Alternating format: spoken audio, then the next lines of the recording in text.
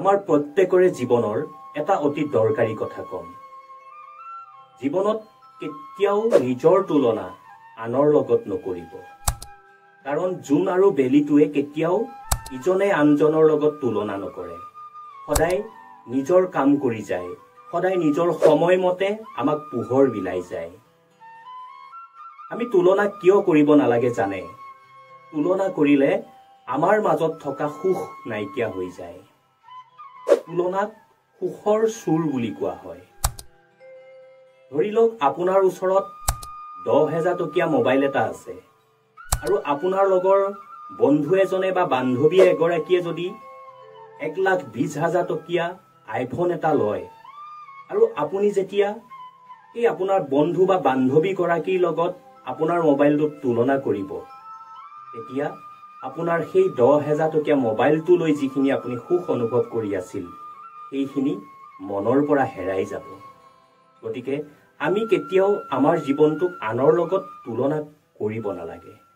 ভুল কৰিলে এৰি থৈ যোৱা মানুহ বহুত পোৱা যায়, কিন্তু ভুল কৰিলে বুজাই লগত ৰখা মানুহ বহুত কমহে পোৱা যায়। সেই সকলেই জীৱিত যাৰ আজিটো জীয়াই আছে, সেই সকলেই জীৱিত যাৰ ভোক জীয়াই আছে। উশাহ নিশাহ লৈ থকাটোৱেই জীৱন নহয়, বিশ্বাস জীয়াই ৰাখিব পৰাটোহে জীৱন। যাৰ লগত আপোনজন থাকে তেওঁলোকে আপোনজনৰ লগত কাজিয়া কৰে, আৰু যাৰ নিজৰ কোনো আপোন নাই তেওঁলোকে আপোনজন বিচাৰে। কথাকেইটা জীৱনত পালন কৰিব, উপকৃত হ'ব। লগত থাকিও যিয়ে ছলনা কৰে তাৰ সমান শত্ৰু আৰু কোনো নাই, আৰু যিয়ে আমাৰ সন্মুখতে আমাৰ বেয়াটো কৈ দিয়ে তাৰ সমান ডাঙৰ মিত্ৰ আৰু কোনো হ'ব নোৱাৰে। মানুহে কয় ভঙা বস্তু হেনো মন্দিৰত ৰাখিব নাপায়, তেনেহলে মানুহে ভাঙি পৰিলে কিয় মন্দিৰলৈ যায়? পঢ়া শুনা যদি কৰিছে তেতিয়াহলে জ্ঞান আহৰণৰ বাবে কৰক, চাৰ্টিফিকেটৰ কাৰণে নহয়। আৰু ভাল যদি পাবই লাগে নিস্বাৰ্থভাৱে পাওক, স্বাৰ্থৰ বাবে নহয়। এই জ্বলি থকা টিউব লাইটটোৱে কেতিয়াও নকয় যে মই জ্বলি আছো বুলি। পোহৰে তাৰ পৰিচয় দিয়ে। গতিকে ভাল কাম কৰি যাওক, আপুনিও সমাজত উজ্বলি উঠিব পাৰিব। মোৰ দৃঢ় বিশ্বাস তুমি এদিন পুনৰ ঘূৰি আহিবা মোৰ সেই আপোন মানুহজন হৈ। জীৱনত কেতিয়াও আবেগৰ বশৱৰ্তী হৈ সিদ্ধান্ত নল'বা, কাৰণ আবেগে তোমাক খন্তেকৰ সুখ দিব, কিন্তু মনত ৰাখিবা আবেগত লোৱা এটা ভুল সিদ্ধান্তই তোমাৰ গোটেই জীৱনটোতে দুখ আনি দিব, সুখ কাঢ়ি নিব। মানুহৰ কথা চিন্তা কৰি যদি আত্মসন্মান ত্যাগ কৰিছা, তেনেহলে তোমাতকৈ মূৰ্খ আৰু কোনো হ'ব নোৱাৰে। জীৱনৰ অভিজ্ঞতাৰ পৰা কৈছো, জীৱনটোত বহুত কিবা কিবি দেখিলো, শিকিলো আৰু বহুত অভিজ্ঞতাও পালো, কিন্তু মানুহৰ দৰে নিকৃষ্ট মানসিকতা কোনো জীৱ জন্তুৰ মাজত দেখা নাপালো। পশু পক্ষীয়ে বা জন্তুৱে যি কৰে সকলোৱে দেখাকৈ কৰে, কিন্তু মানুহে খুৱাই বোৱাই মঙহাল কৰি সেই জীৱকে হত্যা কৰে। আৰু ঠিক তেনেদৰে এচাম মানুহে এজন মানুহৰ উন্নতি দেখিলে আন এজন মানুহে পিঠিৰ পিছত শুল মৰাৰ প্ৰচেষ্টাতেই জীৱনৰ আধা সময় পাৰ কৰি দিয়ে। এনে মানুহৰ পৰা সদায় দূৰত থাকিব। হাঁহি ধুনীয়া লাগে যদিহে হাঁহিব জানে, কথা শুনি ভাল লাগে যদিহে ক'ব জানে। সম্পৰ্ক এটাত তেতিয়াহে সুন্দৰ অনুভৱ হয় যেতিয়া বিশ্বাস আৰু বুজাবুজি থাকে। পৃথিৱীৰ সকলো বস্তু ভাল লাগে যেতিয়া মন ভাল থাকে। সেয়েহে জীৱনত যদি কিবা কৰিম বুলি ভাবিছে, প্ৰথমে আপুনি আপোনাৰ মনটো ভাল কৰি ৰাখক।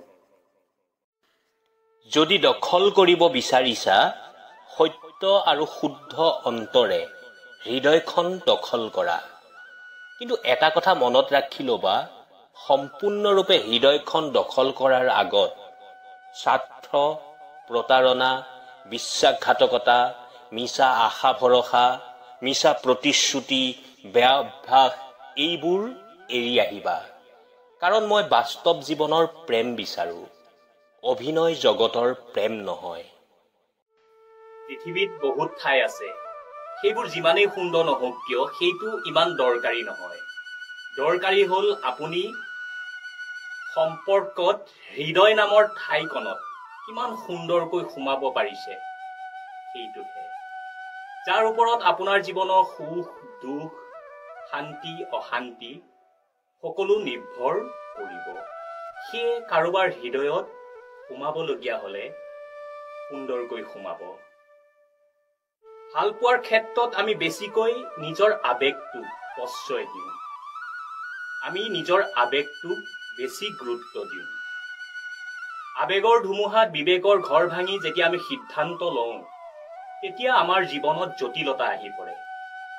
আমি আমাৰ জীৱনটোক তেতিয়া সুন্দৰ হিচাপে এটা সুন্দৰ ৰাস্তাৰে গতি কৰাই লৈ যাব নোৱাৰো। গতিকে আমি আৱেগক প্ৰশ্ৰয় দি আমাৰ প্ৰেমৰ ক্ষেত্ৰত আমি প্ৰস্তাৱ লওঁ, সেইকাৰণে আমি বহুতেই প্ৰেমত কি কৰোঁ, বিফল হৈ পৰোঁ। যি কি নহওক, আপুনি মই প্ৰত্যেকে জানো পৃথিৱীত বহুত বহুত সুন্দৰ ঠাই আছে, বহুত ধুনীয়া ধুনীয়া ঠাই আছে, কিন্তু পৃথিৱীত সকলোতকৈ ধুনীয়া এখন ঠাই আমাৰ প্ৰত্যেকৰে মাজত আছে, সেইখন হ'ল হৃদয়। সেই হৃদয় নামৰ ঠাইখনত আপুনি যদি সুন্দৰকৈ কাৰোবাৰ মাজত সোমাব পাৰিছে, এতিয়া আপুনি আপোনাৰ জীৱনৰ যিটো যাত্ৰা, সেই যাত্ৰাটোত আপুনি সুন্দৰকৈ নিজকে আগবঢ়াই নিব পাৰিব।